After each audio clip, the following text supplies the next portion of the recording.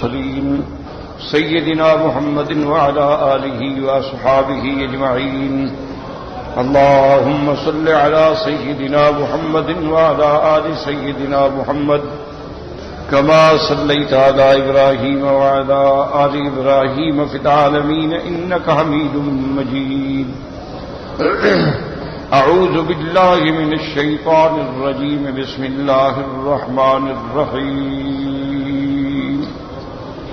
وَلِمَنْ خَافَ مَقَامَ رَبِّهِ جَنَّتَانِ فَبِأَيِّ آلَاءِ رَبِّكُمَا تُكَذِّبَانِ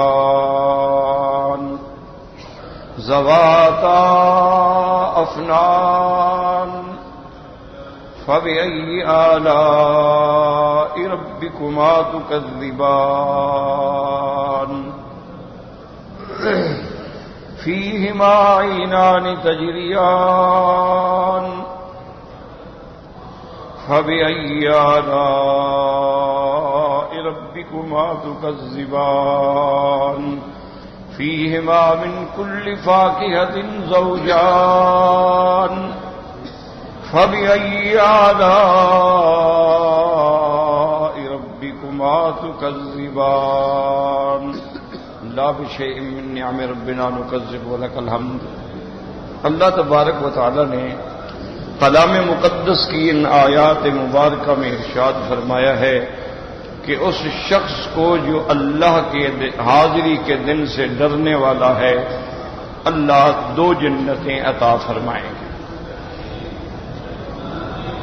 تو ڈرنے کا معنی ہی یہی ہوتا ہے. ڈرنے کا معنی یہ نہیں کہ ویسے زبان سے کہتا رہے متقین اتقاء اتقوا اللہ سب بنائیے، یعنی اللہ سے ڈرنے کا معنی یہ ہے کہ گناہوں سے ہٹ جائے اور اللہ کی فرما برداری میں لگ جائے اور ہر وقت مستحضر ہو کہ کل قیامت میں کیا ہوگا، پیشی ہوگی، حساب ہوگا، میرے اعمال کا کیا ہوگا.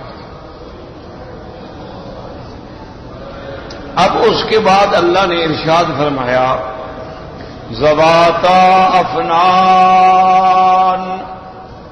تو یاد رکھیں یہاں لفظ ہے افنان.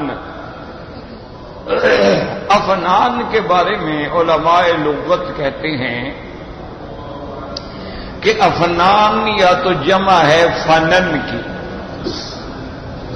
اور یا افنان جو ہے وہ جمع ہے فن کی. فن یا فنن فنون. تو اگر تو یہ جمع ہے افنان کی تو معنی یہ ہوگا کہ وہ باغات جو ہیں بڑے خوبصورت ٹہنیوں والے ہوں گے. افنان کہتے ہیں اغصان، درخت کی لڑیاں، درخت کی ٹہنیاں. تو افنان فنن سے اگر ہو، اگر افنان فن سے ہو تو پھر معنی یہ ہوگا کہ اس جنت میں ہر قسم کے ہر نوع کی نعمتیں ہوں گی. تو فن کا معنی ہوگا بے اعتبار انواع کے اور فنن کا معنی ہوگا بے اعتبار اغصان کے کہ وہ جنت کے باغ ایسے ہوں گے کہ ان کے ہر درخت کی ٹہنیاں اور پھر ٹہنیوں پر اللہ تبارک و تعالیٰ کی نعمتیں، ان کے پتے، ان کے پھول، ان کے ثمار اور ان کے جو اللہ نے اس پہ ان کے لیے جمال بنایا ہوگا مالا عین رات کسی آنکھ نے وہ دیکھا نہیں. اس لیے فرمایا ذواتا افنان. اور یاد رکھو افنان یعنی ایک نکرہ ہے، یہاں معرفہ نہیں آیا، نکرہ ہے.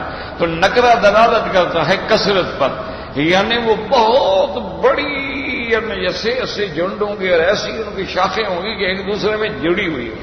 تو اس لیے چونکہ تنوین جو ہے وہ تکثیر پہ بھی دلالت کرتی ہے اور تنوین جو ہے وہ تعظیم پر بھی دلالت کرتی ہے اور تنوین جو ہے وہ تقلیل پر بھی دلالت کرتی ہے. یاد رکھو جہاں تنوین آتی ہے جیسے لولا نزل هذا القرآن على رجل من القريتين عظيم، یعنی رجل عظیم، رجل عظیم. تو یہاں عظمت کے لیے ہے اور کبھی کبھی کثرت کے لیے ہوتی ہے، جیسے یہاں ہے ذواتا افنان تو درخت کی زینت بھی تب ہوتی ہے نا جب اس کی ٹہنیاں بہت زیادہ ہوں. اگر وہ ٹنڈ منڈ کھڑا ہو تو پھر اس کی کیا زینت ہوگی؟ یا ایک دو لڑیاں ہو کچھ بھی نہ ہو تو اس پہ زینت یہ ہے کہ وہ بالکل لدا ہوا ہے اور ہر طرف سے ٹہنیاں ہیں اس کی. تو یہاں کثرت کے لیے. اور کبھی کبھی تنوین جو ہے یاد رکھو جیسے کثرت کے لیے وَكَمْ مِنْ قَرْيَةٍ أَهْلَكْنَاهَا، بہت بستیاں، تو وہاں بھی تکثیر کثرت کے لیے ہے. اور کبھی کبھی قلت کے لیے ہوتی ہے، جیسے اللہ نے فرمایا سبحان الذی اسری بعبدہ لیلا، تو وہاں بھی تنوین ہے لیلا من المسجد الحرام الى المسجد الاقصى، تو وہاں اللہ نے فی اللیل نہیں فرمایا، فرمایا اسری بعبدہ لیلا. لیلا تنوین ہے یفید القلۃ، وہ فائدہ یہ دے رہی ہے کہ حضور کا معراج مبارک جو ہے پوری رات بھی نہیں بلکہ رات کے بھی بعض حصے میں اللہ نے معراج کرا دیا. اسری بعبدہ لیلا من المسجد الحرام الى المسجد الاقصى. تو یاد رکھو تنوین جو ہے کبھی تعظیم کے لیے، کبھی تکثیر کے لیے، کبھی تقلیل کے لیے. اور یہاں جو تنوین ہے یہ تکثیر کے لیے، اس لیے اللہ نے فرمایا ذواتا افنان فبأي آلاء ربكما تكذبان. اب ایک سوال یہاں پیدا ہوتا ہے، اس کو سمجھیں کہ اللہ نے جنات جو باغات عطا فرمائیں گے اس کی صفت میں یہ فرمایا کہ ذواتا افنان، اس کی بہت ٹہنیاں ہوں. تو یہ نہیں فرمایا کہ وہاں بہت درخت ہوں گے.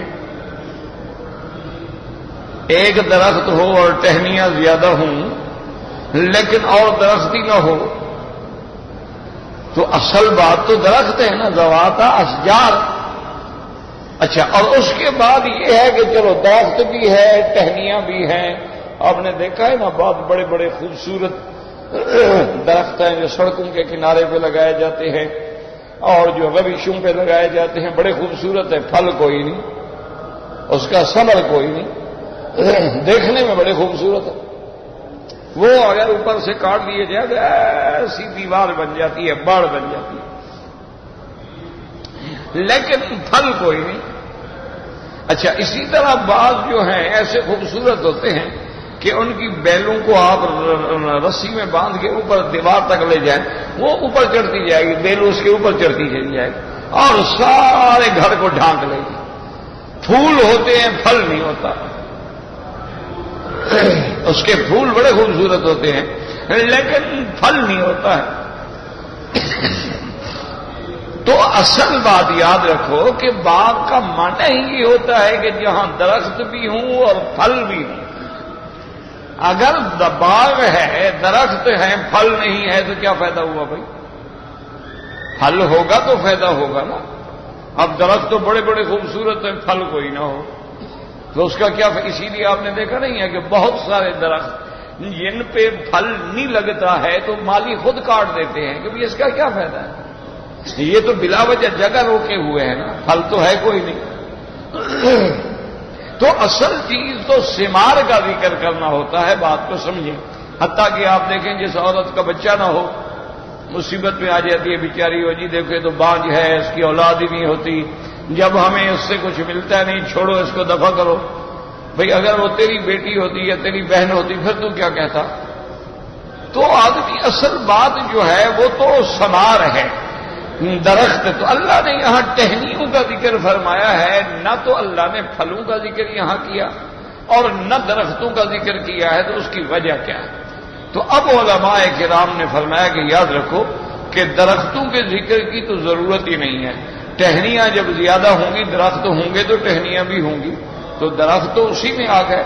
باقی پھلوں کا ذکر جو ہے وہ مستقل آئے گا. اور یہاں اللہ نے اس لیے نہیں کیا کہ اس میں اشارہ ہے کہ دنیا میں ہم باغ لگاتے ہیں پھلوں کے لیے کہ بھئی پھل آئے گا، ہم کھائیں گے، بیچیں گے، پیسہ ملے گا، کاروبار کریں گے. یہاں غرض ہوتی ہے اور جنت کے باغ میں تو لذت ہی غرض ہے، وہاں نہ کھانا غرض ہے، نہ بھوک ہے، نہ پیاس ہے، نہ کسی نے بیچنا ہے، نہ کسی نے پیسہ کمانا، وہاں تو لذت ہے کہ صرف مومن جو ہے وہ باغوں میں آ کے لذت اٹھائے۔ تو اس لیے اللہ نے ان چیزوں کا ذکر کیا جو مومنوں کے لیے باعث نظارہ ہوں اور باعث لذت ہوں، تلتذ بها الاعین، جس سے آنکھیں جو ہیں وہ لذت اندوز ہو سکیں۔ اس لیے اللہ فرماتے ہیں ذواتا افنان فَبِأَيِّ آلَاءِ رَبِّكُمَا تُكَذِّبَانِ فِيهِمَا عَيْنَانِ تَجْرِيَانِ۔ یاد رکھو فِيهِمَا، بعض علماء نے فرمایا یعنی ان دونوں جنتوں میں دو چشمے ہیں بہنے والے یا نہریں ہیں جاری ہونے والی۔ اب بعض علماء فرماتے ہیں یعنی ایک جنت میں ایک نہر ہے اور دوسری جنت میں دوسری نہر ہے، چونکہ اللہ نے اس کو دو جنتیں دی ہیں۔ وَلِمَنْ خَافَ مَقَامَ رَبِّهِ جَنَّتَانِ۔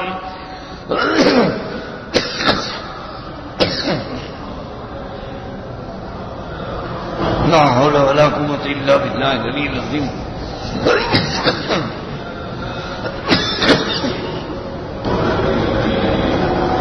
لا حول ولا قوة إلا بالله العلي العظيم۔ لا ملجأ ولا منجا منك إلا إليك۔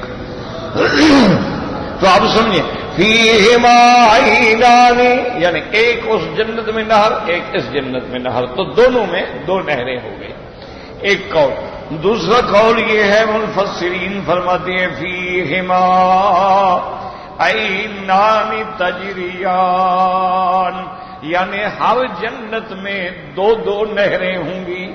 تو اس لیے یہاں دو قول، یا تو ایک جنت میں ایک نہر اور دوسری جنت میں دوسری نہر، یا یہ ہے کہ نہیں ہر جنت میں دو نہریں۔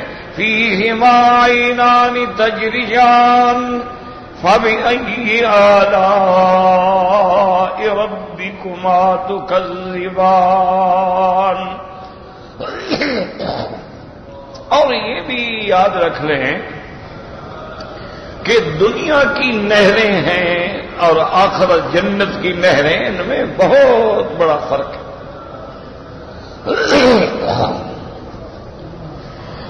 دنیا میں جو نہریں ہوتی ہیں نا، یاد رکھو تو کھدائی کرتے ہیں، اس کے کنارے بناتے ہیں، ان کے اندر پانی چلتا ہے۔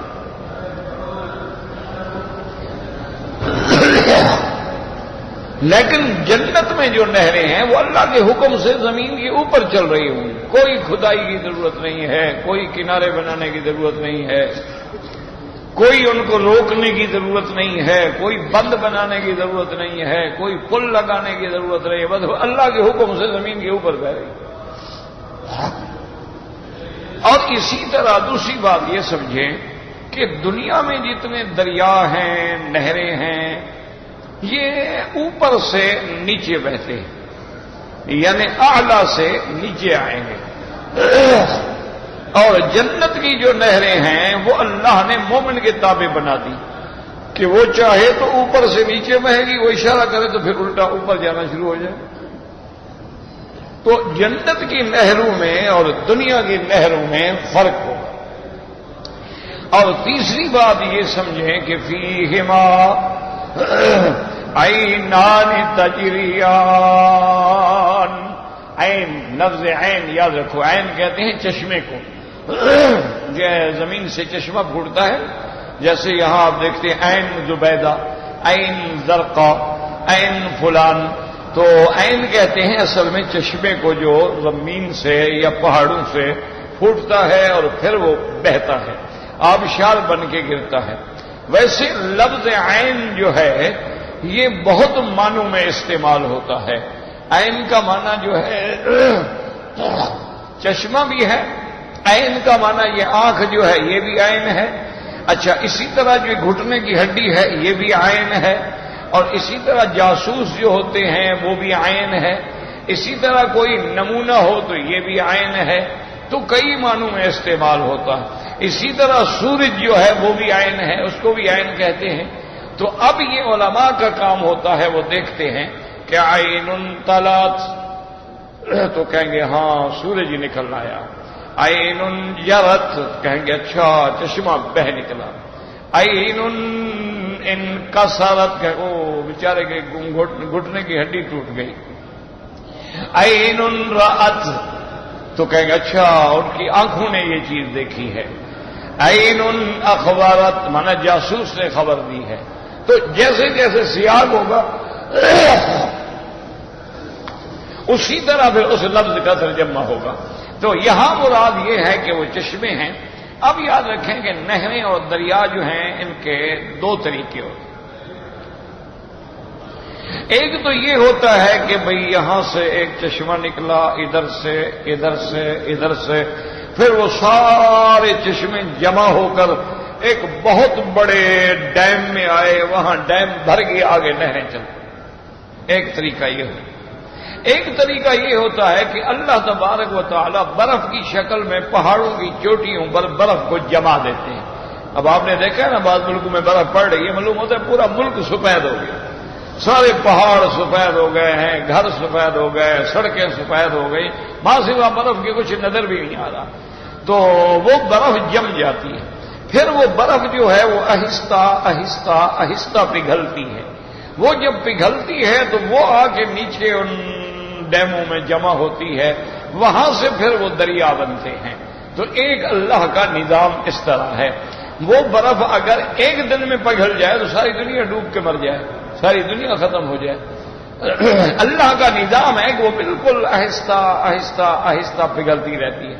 اسی لیے کہتے ہیں نا کہ جی اب حدت بڑھ رہی ہے، گرمی بڑھ رہی ہے، اور پہلے درجہ حرارت جو تھے وہ اتنا اونچے نہیں چلے جاتے تھے، اب تو 50 تک پہنچ جاتا ہے، 55 تک پہنچ جاتا ہے۔ تو اس کا خوف یہی ہوتا ہے کہ اگر گلیشیئر سارے پگھلنے لگ گئے تو پھر کیا ہوگا؟ تو پھر تو کئی شہر جو ہیں ان کو کھا جائے گا پانی، وہ تو دریا بن جائیں گے، نظر ہی نہیں آئیں گے کہ یہاں کبھی شہر تھا۔ تو اللہ کا ایک نظام ہے۔ تو لیکن یاد رکھیں کہ برف بھی محفوظ ہے، کیوں کوئی چیز اس پہ بیٹھنے سے جو بیٹھے وہ جم گئی، ختم۔ اللہ نے ایسا نظام کیا نا، ورنہ تم ایک ٹینکی گھر پہ بناتے ہو کتنا پیسے لگتے ہیں، تو اللہ تو ساری دنیا کو پانی دے رہے ہیں۔ کتنا پہاڑوں پہ اللہ نے گلیشیئر جمع کر دیے ہیں، کتنا اللہ تبارک و تعالیٰ نے محفوظ کر دیا ہمارا پانی۔ اچھا یہ بھی نہیں کہا کہ بھئی تمہیں 1000 گیلن ضرورت ہے، مہینے میں اکٹھا لے لو، کہاں رکھو گے 1000 گیلن؟ گھر میں تو صرف پانی رکھے، آپ سڑک پہ بیٹھے۔ تو اس لیے اللہ نے ایک نظام بنایا ہے، ایک نظام ہے اس کا۔ لیکن سب سے پاک صاف پانی جو ہے نا وہ چشمے کا ہو۔ اسی لیے آپ نے دیکھا ہے نا یہ جو بازاروں میں بوتلیں بکتی ہیں، یہ تو خیر ایسے ہی ہے، بس یہ چکر ہے بے وقوف بنانے کے لیے۔ یہ تو اس کو بوائل کرتے ہیں اور 2-4 اس میں وٹامن ڈال دیتے ہیں، جی منرل واٹر ہو گیا، منرل واٹر ہو گیا۔ یہ بالکل جھوٹ ہے۔ اصل منرل واٹر جو ہے نا جی فرانس کے یا اٹالین کے، تو وہ تو 8-8 ریال کی ایک بوتل ملتی ہے۔ تو وہ صحیح معنوں میں چشموں کے پانی ہوتے ہیں۔ تو بعض چشمے جو ہیں ان کے پھر اللہ نے خواص بھی الگ رکھے ہیں۔ بعض چشمے ایسے ہیں جیسے ان میں اللہ کی قدرت ہے، سونے کے ذرات آتے ہیں۔ بعض چشمے ایسے ہیں ان میں اللہ نے چاندی کے ذرات رکھے۔ بعض چشمے ایسے ہیں ان میں گندک کے اثرات ہیں، گرم پانی ہوتا ہے، غسل کا آدمی کرے تو ساری خارش ختم ہو جاتی ہے۔ تو سب سے پاکیزہ اور یعنی رحمت والا پانی جو ہے وہ چشمے کا ہوتا ہے، کیونکہ وہ تو نیچے سے پھوٹ رہا ہے نا، اس میں تو کوئی آمیزش ہے ہی نہیں۔ ابھی آپ دیکھیں نا آپ کے ملکوں میں جو پانی آتے ہیں یا تو دریاؤں کے یا نہروں کے، یا آپ نل لگواتے ہیں، بورنگ کراتے ہیں۔ تو آج کل تو یہ عالم ہو گیا ہے کہ اگر آپ 10-20 فٹ تک بورنگ کرائیں تو سارا گٹر کا پانی بھی اسی میں آتا ہے۔ اب تو آدمی کو 100-100 200 فٹ نیچے جانا پڑتا ہے تاکہ صحیح پانی جو ہے وہ مل سکے، ورنہ جو عام سطح ہے پہلے 10 فٹ پہ 8 فٹ پہ، تو اب اس پر تو سارا سیوریج کا پانی، گندا پانی ہوتا ہے زمین کے اندر۔ تو اس لیے یہ کمال ہے کہ جنت بھی پاک، پھر وہاں بھی نہریں اور وہ بھی چشموں کی۔ اس لیے فرمایا فیہما عینان تجریان فَبِأَيِّ آلَاءِ رَبِّكُمَا تُكَذِّبَانِ. اچھا یاد رکھیں یہ مجازن ہوتا ہے. عینان تجریان. اب نہریں تو نہیں چلتی نا. آپ نے کبھی دیکھا ہے نہر چلتی؟ نہر میں پانی چلتا ہے نا خدا کے بندے. نہریں تو نہیں چل پڑتی نا کہ نہر یہاں سے چلے اور وہاں پہنچ جائے. نہروں میں ہمیشہ پانی چلتا ہے، نہریں نہیں چلتی ہیں. جیسے بارش آتی ہے تو محاورے میں کہتی ہیں سال المرزاب، پرنالے بہہ گئے. پرنالے بہہ گئے تو پھر پانی کہاں سے آ رہا ہے؟ مانا یہ ہے کہ پانی پرنالوں میں بھی بہہ گیا تو وہ پرنالا تو اپنی جگہ پہ کھڑا رہتا ہے، بہتا تو اس میں پانی ہے، لیکن محاورتاً کہہ دیا جاتا ہے سال المرزاب، پرنالا بہ رہا ہے.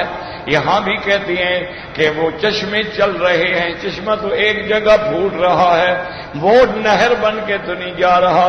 مانا یہ ہے کہ وہ چشمے کا پانی جو ہے وہ نہر کی شکل اختیار کر گیا. فیہما عینان تجریان فبأی آلاء ربکما تکذبان. اور آگے اللہ تبارک و تعالی فرماتے ہیں، یاد رکھو، فیہما من کل فاکہۃ زوجان.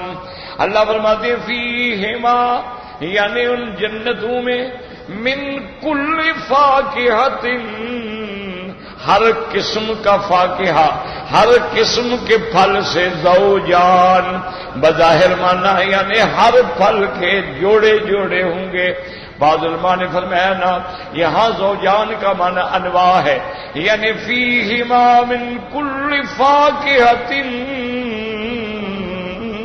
زوجان. ان جنتوں میں ہر قسم کے پھل کی کئی قسمیں ہوں گی. زوجان مانا اقسام، یعنی ہر پھل ہوگا پھر ہر پھل کی کئی قسمیں ہوں گی. جیسے آپ دنیا میں دیکھیں کہ آم ایک پھل ہے، لیکن آگے اس کی کئی قسمیں ہیں نا کہ جی یہ دسہری ہے، اور یہ جناب جو ہے لنگڑا ہے، یہ مالدہ ہے، یہ سمر بہشت ہے، یہ طوطا پری ہے، اور یہ چونسا ہے، یہ سفید چونسا ہے، یہ کالا چونسا ہے، یہ لیٹ ورائٹی ہے. مختلف، حالانکہ وہ عام ہی ہے نا، لیکن آم کی کتنی قسمیں ہیں. تو اللہ نے فرمایا وہاں جنت میں ہر قسم کے پھل ہوں گے. یہ نہیں ہو سکے گا کہ مومن کوئی پھل چاہے اور وہ نہ ہو. فیہما من کل فاکہۃ زوجان. بلکہ وہاں تو یہ عالم ہوگا کہ ہر چیز گویا مومن کے ارادے کے اللہ تابع فرما دیں گے. اس لیے حدیث مبارک میں آتا ہے مومن اپنے باغ میں ہوگا، ایک بڑا خوبصورت پرندہ اڑتا ہوا دیکھے گا تو دل میں خیال آئے گا کہ یار یہ پرندہ بڑا ہی خوبصورت لگ رہا ہے، اس کا گوشت بھی بڑا مزیدار ہوگا، کباب بنائیں تو بڑا مزیدار ہوں گے. تو اسی وقت بس وہ کباب بن کے خان میں آ جائیں گے. تو یہ نہیں کہ وہاں کوئی محنت کرنی پڑے گی یا مشقت کرنی پڑے گی. اوون لے آؤ، گیس لوڈ شیڈنگ ہو رہی ہے اور بجلی بھی بند ہے اور جناب لکڑیاں مہنگی ہو گئی ہیں، کہاں سے جلائیں گے. وہاں تو بس کہنے کی ضرورت ہے، نہ بھی کہو نیت کی ضرورت ہے. اللہ تو دلوں کو بھی جانتا ہے. وہاں صرف آپ نیت کریں گے اور اللہ تبارک و تعالیٰ عطا فرما دیں گے. اور بعض علماء نے فرمایا فیہما من کل فاکہۃ زوجان. ایک اور ترجمہ ہے، یاد رکھو، غور کرو. ایک ترجمہ کیا تھا کہ ہر جنت میں ہر قسم کے پھل کے جوڑے ہوں گے.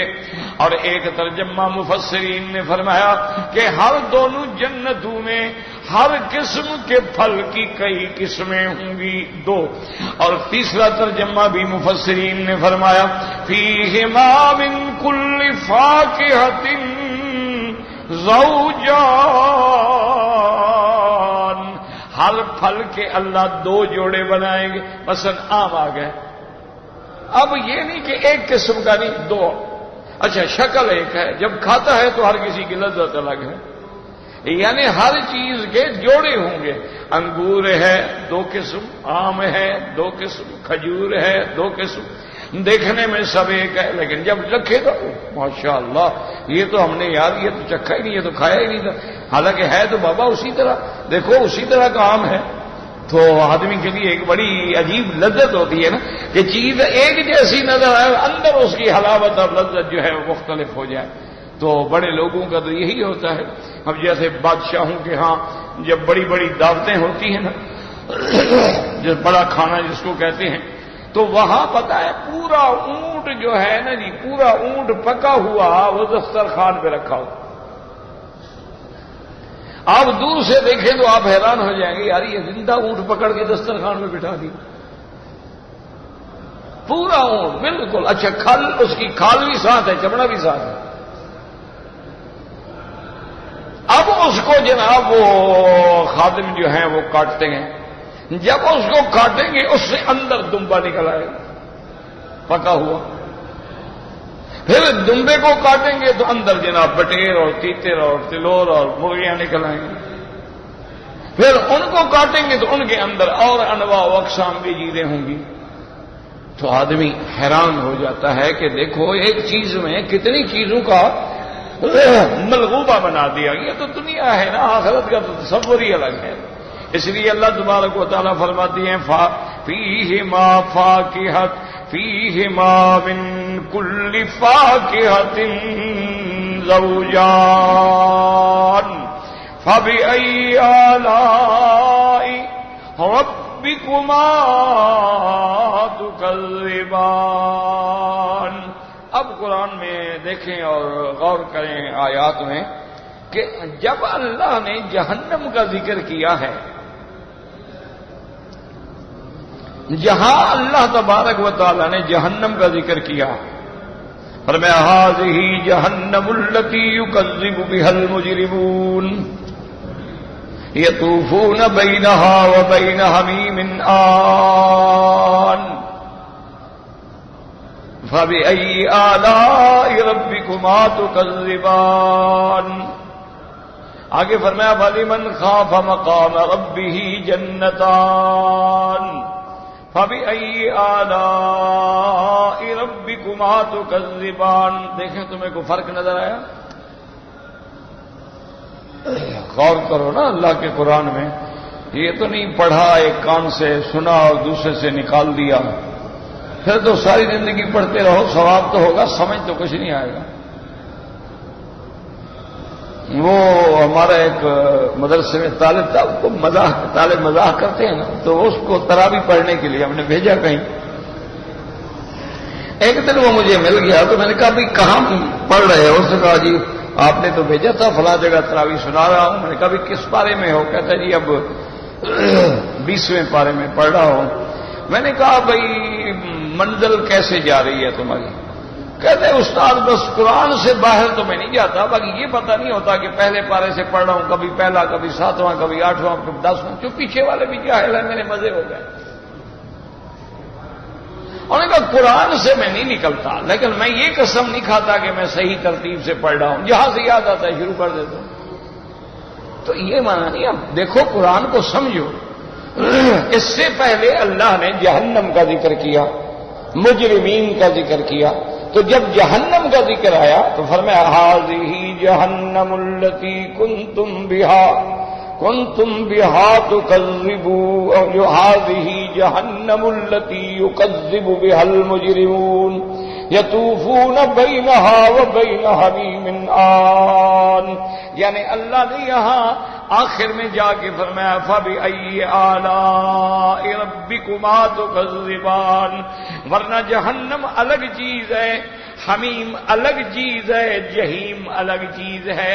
وہاں ہر آیت کے بعد فَبِأَيِّ آلَاءِ رَبِّكُمَا نہیں فرمایا، لیکن جب جنت کا ذکر آیا تو ہر کلمے کے بعد فرمایا وَلِمَنْ خَافَ مَقَامَ رَبِّهِ جَنَّتَانِ فَبِأَيِّ آلَاءِ رَبِّكُمَا تُكَذِّبَانِ ذَوَاتَا أَفْنَانٍ فَبِأَيِّ آلَاءِ رَبِّكُمَا تُكَذِّبَانِ فِيهِمَا عَيْنَانِ تَجْرِيَانِ فَبِأَيِّ آلَاءِ رَبِّكُمَا ربكما تكذبان فيهما من كل فاكهة زوجان فبأي آلاء ربكما تكذبان.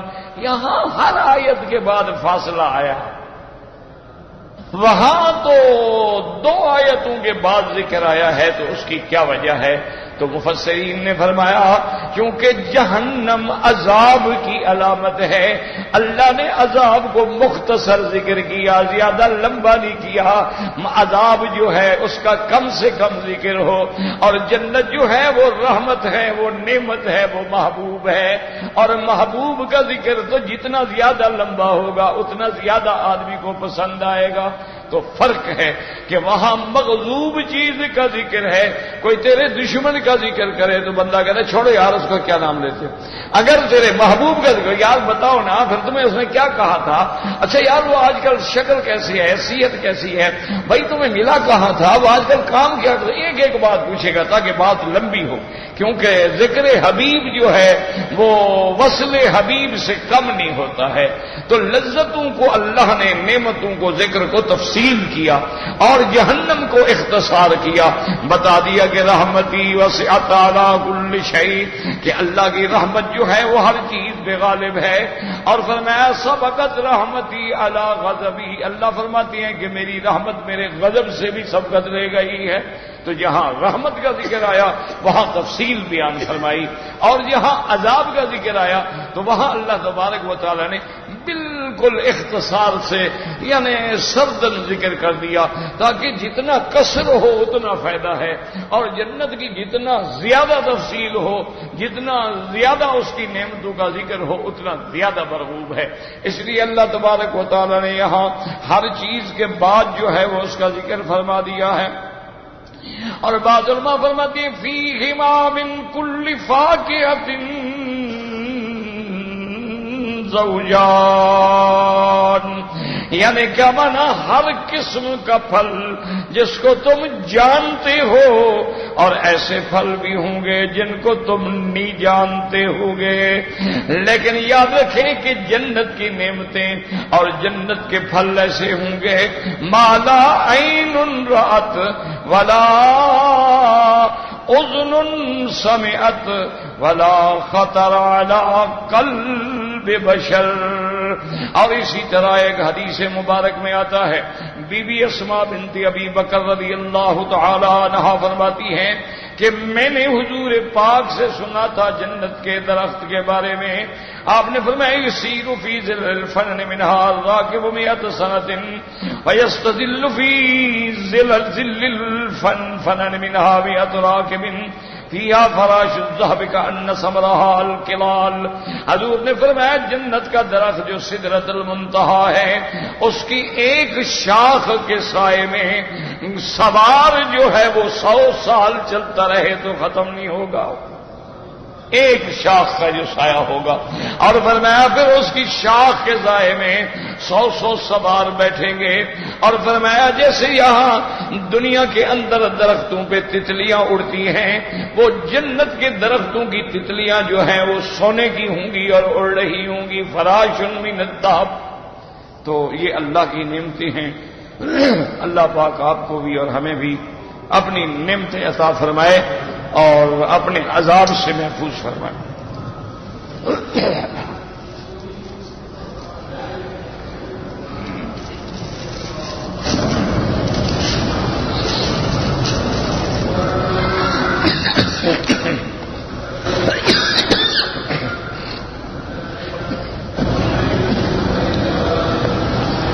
لا حول ولا قوة إلا بالله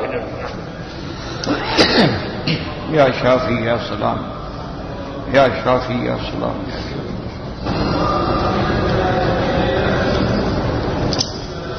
کہتے ہیں جی کہ جنت میں اللہ کی رحمت سے جب جائیں گے تو دنیا میں جیسے ہمارے رشتہ دار ہیں، تعلق دار ہیں، کیا ان کی بھی آپس میں ملاقاتیں ہوں گی یا نہیں ہوں گی؟ میرا بھائی بالکل ہوں گی، کیونکہ جنت ایک ایسا مقام ہے سمجھ لو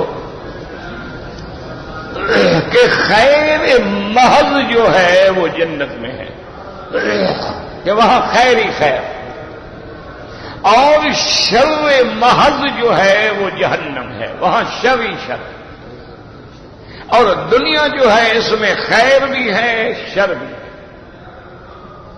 تو جب جنت میں اللہ نے فرما دیا ہے کہ بھئی کوئی پریشانی، کوئی دکھ، کوئی غم، کوئی حزن نہیں ہوگا، اور وَلَكُمْ فِيهَا مَا تَشْتَهِي أَنفُسُكُمْ، جو تم چاہو گے ملے گا، تو جس کو تم ملنا چاہو گے وہ بھی ملے گا، چونکہ اللہ نے وعدہ فرما دیا ہے کہ جو چاہو گے تمہیں دیا جائے گا۔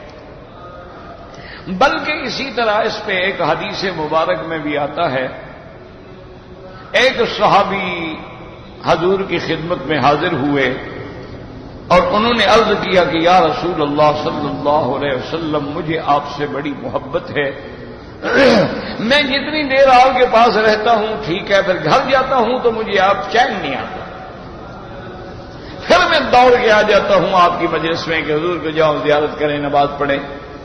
حضور چلو یہاں تو میں بھاگ بھاگ کے آ جاتا ہوں، لیکن قیامت میں کیا ہوگا؟ آپ تو جنت کے سب سے اونچے مقام پہ ہوں گے اور ہم تو بہت نیچے ہوں گے آپ سے، کیونکہ سب سے اونچا مقام جو ہے وہ سرکار دو عالم کا ہوگا صلی اللہ علیہ وسلم، اس کے بعد رسل، اس کے بعد انبیاء، پھر صدیقین، پھر شہداء، اس کے بعد جو ہے پھر صالحین، اور پھر عامت المومنین۔ تو یا رسول اللہ، پھر آپ نے فرمایا اللہ کے بندے تم کیوں گھبراتے ہو؟ المرء مع من احب، ہر بندہ جس کو محبوب رکھتا ہے اللہ وہاں بھی اس کو ملائے، تمہیں میرے ساتھ محبت ہے اللہ ملائے۔ تو اس لیے ثابت ہوتا ہے قرآن سے بھی اور احادیث پاک سے بھی کہ وہاں ملاقات ہوگی، اور اسی طرح باقاعدہ یعنی قرآن میں آیت بھی موجود ہے کہ جب مومن جنت میں جائیں گے تو وہ کہیں گے کہ یا اللہ آپ کی رحمت سے میں تو جنت میں آ گیا، لیکن میری اولاد، میرے بھتیجے، میرے بیٹے، بھانجے، اولاد وہ تو نظر ہی نہیں آ رہے۔ تو اللہ فرمائے کہ میرے بندے وہ جنت میں ہیں لیکن وہ تیرے مقام پہ نہیں پہنچے، تیرا درجہ اونچا ہے، ان کا درجہ بہت نیچے ہے، ان کے اعمال جو ہیں وہ تیرے اعمال کے برابر نہیں تھے۔ کہ اللہ میں عمل کرتا تھا، اپنے لیے بھی کرتا تھا، ان کے لیے بھی تو کرتا تھا نا۔ تو اللہ حکم دیں گے کہ الحقنا بہم ذریاتہم، اللہ حکم دیں گے فرشتوں کو کہ ان کی اولاد جو ہے ان کو بھی ماں باپ کے درجے میں پہنچا دو، وما التناہم من عملہم من شیء، اور ماں باپ کے اعمال سے بھی کوئی کمی نہ کرو بلکہ ان کو اونچا کر دو۔ تو اولاد بھی ملے گی، بیوی بھی ملے گی، رشتے دار بھی ملیں گے، سب ملیں گے۔ کہتے ہیں کہ مرنے کے بعد روحیں بھی ملتی ہیں آپس میں، بالکل ملتی ہیں، روحیں جنت میں سیر بھی کرتی ہیں، ارواح مومنین علیین میں ہیں، اور کفار کی روحیں جو ہیں وہ سجین میں ہیں۔ تو ارواح کا بھی ہوتا ہے، لیکن چونکہ وہ معاملہ عالم برزخ کا ہے، اور عالم برزخ جو ہے وہ عالم غیب ہے، اس لیے اس میں زیادہ انسان کو تلاش نہیں کرنی چاہیے، ورنہ آدمی بھٹک جاتا ہے، اسی لیے پھر گمراہ ہو جاتا ہے۔ اس میں کوئی شک نہیں ہے کہ اللہ تبارک و تعالی ارواح کو خبر دیتے ہیں، اور ارواح کو جب اچھے عمل ہوں خوشی ہوتی ہے، اولاد بھیڑے عمل کرے ان کو تکلیف ہوتی ہے۔ پھر یہ بھی صحیح حدیث میں آیا ہے کہ جب روح اوپر جاتی ہے تو وہ کہتے ہیں کہ بھائی وہ فلاں بندہ اپنا ہمسایا تھا، اس کا کوئی خبر؟ تو وہ کہتے پتہ نہیں، وہ کہتے اچھا معلوم ہوا اوپر نہیں، مر گیا، ان کا اوپر نہیں آیا، اس کا معنی وہ گیا نیچے پہ۔ تو ارواح ایک دوسرے سے پوچھتے بھی ہیں، ایک دوسرے سے ملاقاتیں بھی ہوتی ہیں، وما ذلک علی اللہ بعزیز۔ لیکن ہر عالم الگ ہے، عالم ارواح الگ ہے، عالم دنیا الگ ہے، عالم برزخ الگ ہے، عالم آخرت الگ ہے، سب کو مکس نہ کیا کریں، سب کے احکام اپنے اپنے مقام پہ ہوتے ہیں۔ کہتے ہیں جی کہ جمعہ کے دوران خطبے کے درمیان کون سی دعا پڑھنی چاہیے؟ کون جو مرضی ہے، لیکن جب خطبہ ہو رہا ہو تو کوئی دعا نہیں پڑھنی چاہیے۔ بعض علماء لکھتے ہیں کہ دو خطبوں کے درمیان میں جو وقفہ ہے اس میں وہ ساعہ مستجابہ ہے جس میں دعا منظور ہوتی ہے، تو دل میں مانگ لو، زبان سے نہیں مانگنا۔ کہتے جی کہ اگر کسی کو دم پڑ گئی ہے تو اگر وہ دم کی بکری ذبح کر کے اس کا گوشت جو ہے وہ اپنے رشتہ داروں کو دے سکتا ہے؟ نہیں، اس کا تو پھر زیادہ بہتر یہ ہے کہ دم کا بکرا ذبح کر کے گھر میں فریج میں رکھ دو، خود کھاتے رہو بس۔ اللہ کے بندے رشتہ داروں کو، وہ تو غریبوں کو دینا ہے، یہ تو حکم تھوڑا ہے کہ رشتہ داروں کو دو۔ دم کا ماننا ہی یہی ہوتا ہے کہ وہ سرزمین حرم میں ذبح کیا جائے اور ذبح کرنے کے بعد اس کا گوشت جو ہے فقراء اہل مکہ، مکے کے مسکین اور غریب محتاج لوگوں میں تقسیم کیا جائے۔ یہ معنی نہیں ہے کہ اپنے رشتہ داروں کو کھلاؤ یا خود کھاتے رہو، پھر دم اچھا ہوا کہ جرمانہ بھی تمہارا اور رشتہ دار بھی خوش ہو گئے، یار آج تو بڑی سخاوت کی ہے، بھائی نے گوشت بھیجا ہے ہمارے پاس۔ یہ نہیں پتا کہ وہ دم کا گوشت ہے، ایسے کون دیتا ہے بھلا؟ آج کل کوئی کسی کو پوچھتا ہے؟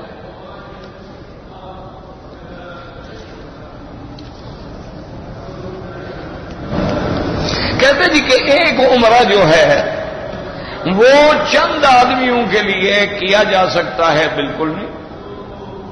حج بدل بھی ایک آدمی کا کرے گا، ایک کے لیے، یاد ہے، یہ نہیں کہ ایک حج کیا اور 100 آدمی کا حج بدل ادا ہو جائے، یہ تو نہیں ہوتا ہے۔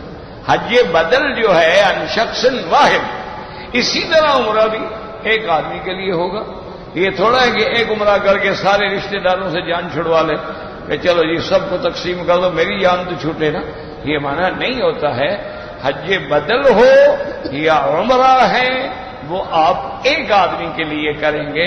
ہاں، دعا ایک ایسی چیز ہے جو آپ سب کے لیے کر سکتے ہیں کہ اللہم اغفر لجمیع المسلمین والمسلمات والمؤمنین والمؤمنات الاحیاء منہم والاموات۔ تو دعا تو آپ سب کے لیے کر سکتے ہیں، لیکن عمرہ ہو یا حج ہو وہ ایک کی طرف سے ہوگا۔ اور سب سے بہتر یہ ہوتا ہے، یاد رکھو کہ عمرہ ہو اپنے لیے کرو۔ ہاں، حج بدل ہے، کسی بندے پہ حج فرض تھا تو اس نے بدل کرانا ہے، تو اس کا طریقہ یہ ہے وہ اپنے گاؤں سے آدمی بھیجے، وہاں سے آگے آدمی حج بدل کرے، اور یا کم از کم میقات کے باہر سے آدمی آ کے حج بدل کرے اگر حج فرض ہے۔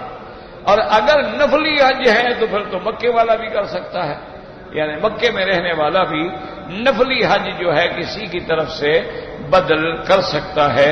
اور اللہ تبارک و تعالی دونوں کو برابر کا الحمدللہ ثواب دیتے ہیں، یعنی کرنے والے کو بھی ثواب ہے اور جس کی طرف سے کر رہا ہے اس کو بھی ثواب ہے۔ اور ایک روایت میں تو یہ آتا ہے کہ 3 آدمیوں کو برابر ملتا ہے، ایک کرنے والا، ایک جس نے پیسے دیے ہیں، ایک جس کے لیے کر رہا ہے، تو اللہ تینوں کو برابر حج کا ثواب عطا فرماتے ہیں۔ وما ذلک علی اللہ بعزیز، اللہ کے آگے کیا مشکل ہے، اس کے خزانے جو ہیں بہت وسیع ہیں۔ واللہ اعلم۔ ربنا تقبل منا انك انت السميع العليم وتب علينا انك انت التواب الرحيم۔ اللهم مذهب الباس رب الناس اشف انت شافي لا شفاء الا شفاؤك شفاؤك لا يغادر سقما۔ اللهم اشفنا اللهم اشفنا واشف مرضانا وارحم موتانا واستجب دعاءنا ولا تخيب رجاءنا برحمتك يا ارحم الراحمين۔ اللهم انا نعوذ بك عن البرص والجنون والجذام وعن سيء الاسقام۔ اللهم اشفنا واشف مرضانا اللهم اشفنا واشف مرضانا اللهم اشفنا واشف مرضانا۔ اللهم انك عفو كريم عظيم تحب العفو فاعف عنا۔ اللهم انا نسألك العفو والعافية اللهم انا نسألك العفو والعافية والمعافاة الدائمة في الدنيا والآخرة۔ اللهم انا نسألك العفو والعافية ودوام العافية وتمام العافية والشكر على العافية۔ اللهم ارحمنا بترك المعاصي ابدا ما ابقيتنا وارحمنا ان نتكلف ما لا يعنينا وارزقنا حسن النظر فيما يرضيك عنا يا بديع السماوات والارض يا ذا الجلال والاكرام۔ اللهم انك مليك مقتدر ما تشاء من امر يكون۔ اللهم انك مليك مقتدر ما تشاء من امر يكون۔ اللهم اسعدنا في الدارين اللهم اقض عنا الدين اللهم انا نعوذ بك من جهد البلاء ودرك الشقاء وشماتة الاعداء اللهم استرنا بسترك الجميل اللهم استرنا بسترك الجميل اللهم اصرف عنا وعن اهلنا اولادنا بناتنا ذرياتنا اخواننا اصحابنا بلادنا كيد الكائدين وحقد الحاقدين وحسد الحاسدين ومكر الماكرين والسحر الساحرين والظلم الظالمین یا قوی یا عزیز یا قوی یا عزیز۔ وہ ہمارے ساتھی ہیں مفتی محی الدین صاحب کراچی جامعہ اسلامیہ والے، ان کی بیوی فوت ہو گئی، دعا کریں اللہ مغفرت فرمائے، اللہ درجات بلند فرمائے، پسماندگان کو صبر عطا فرمائے، اور جتنے لوگ فوت ہو گئے اللہ ان سب کے قبروں کو باغ جنت بنا دے، اور اللہ جتنے زندہ ہیں ان کو ہدایت عطا فرما دے۔ اللہم اجعل آخر کلامنا لا الہ الا اللہ محمد رسول اللہ صلی اللہ تعالی علی خیر خلقہ سیدنا محمد وعلی آلہ واصحابہ اجمعین۔